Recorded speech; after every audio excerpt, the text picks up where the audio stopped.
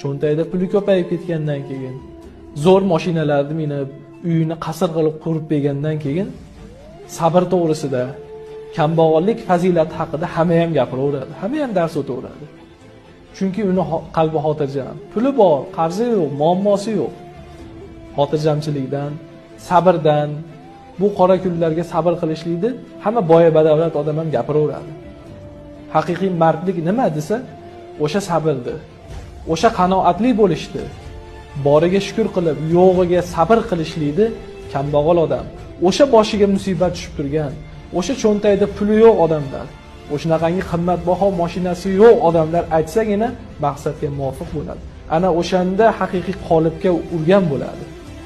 Chunki qorni to'q odam qorni och odamga bemalol aql o'rgatadi, sabr qilgan. Bir kun emas bir kun sen ham taom yeysan, qorning to'yadi.